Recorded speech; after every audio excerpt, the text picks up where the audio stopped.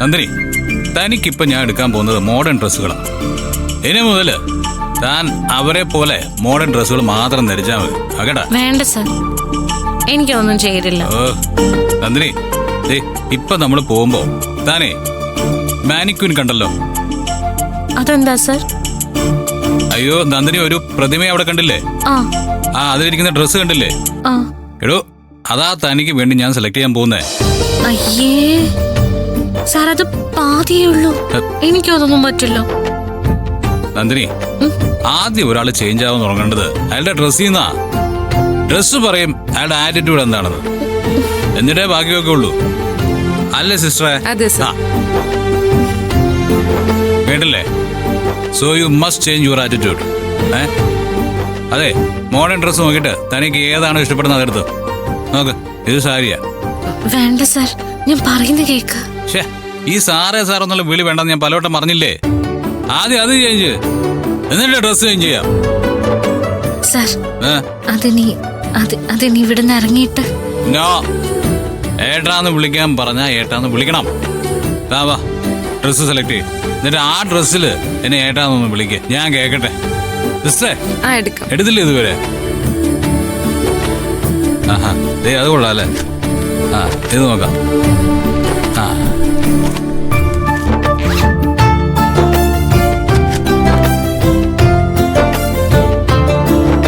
അതെ, ഇതെങ്ങനെയുണ്ട്? കൊള്ളില്ല സാർ, വേണ്ട. വേണ്ട വേണ്ട, വേറെ നോക്കാം. ഇത് നോക്കേ, ഇത് നോക്കേ. എങ്ങനെയുണ്ട്? ഇതെങ്ങനെയുണ്ട്? കൊള്ളാല്ലേ? ഇതൊന്നും എനിക്ക് ചേരില്ല സർ, വേണ്ട. സാരി ഉണ്ടോ? സാരി തുടങ്ങി സാരി സാരി സാരി സാരി സാരി.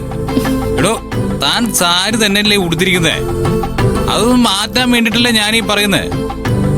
സിസ്റ്ററെ, മോഡേൺ ടൈപ്പ് ഡ്രസ് എടുക്ക്. സർ, ഇപ്പോഴത്തെ ട്രെൻഡ് ആണെങ്കിലേ ട്രൗസറും ടീഷർട്ടും ഉണ്ട്. ട്രൗസറോ? ഒന്നും മിണ്ടാതിരിക്കോ?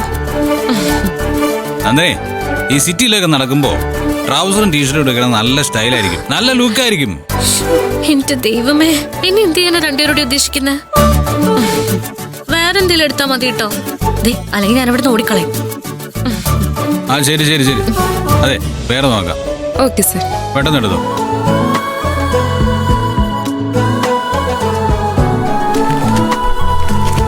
അത് നോക്ക്, കൊള്ളാ? വേണ്ട സർ.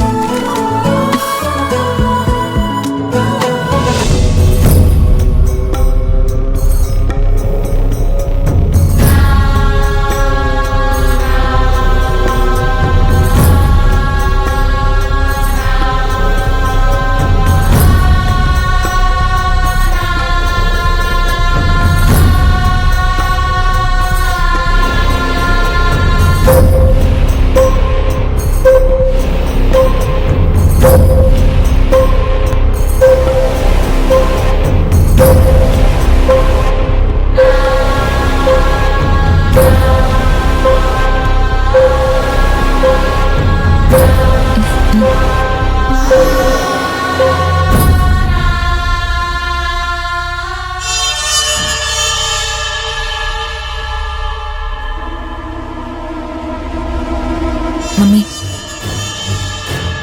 എന്തൊക്കെ അവൻ കാണിച്ചു കൂട്ടുന്നത്? അങ്കിളും ആന്റി ആയതുകൊണ്ടല്ലേ?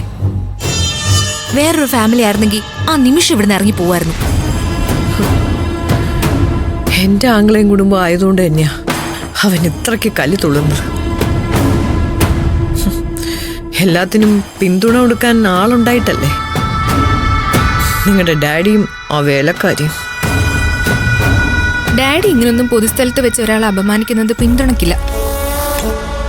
ഇത് അവള് പറഞ്ഞിട്ട് തന്നെയാ മമ്മി. മമ്മിയോടുള്ള പകയാ, ഒരു സംശയവും വേണ്ട.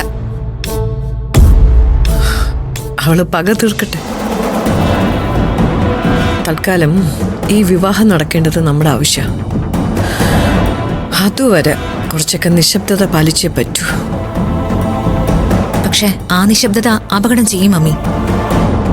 ഇനി എത്ര ചടങ്ങുകൾ കിടക്കുന്നു, അതിനൊക്കെ അവൻ പ്രശ്നങ്ങൾ ഉണ്ടാക്കിക്കൊണ്ടേയിരിക്കും.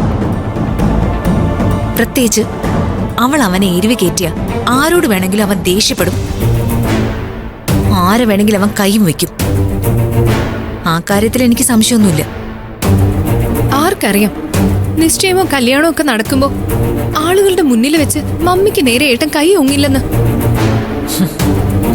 അങ്ങനെ എന്തെങ്കിലും സംഭവിച്ച മകൻ എന്ന പരിഗണന ഞാൻ അങ്ങോട്ട് മറക്കും. വെട്ടും ഞാൻ അവന്റെ കൈ.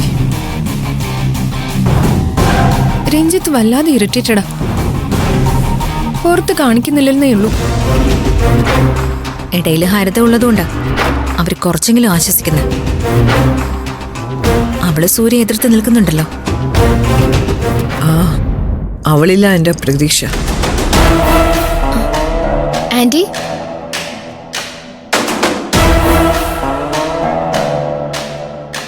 എന്തു പറ്റി? എന്താ എല്ലാരും മാറിയെന്ന് സംസാരിക്കുന്നേ? ഒന്നുമില്ല മോളെ.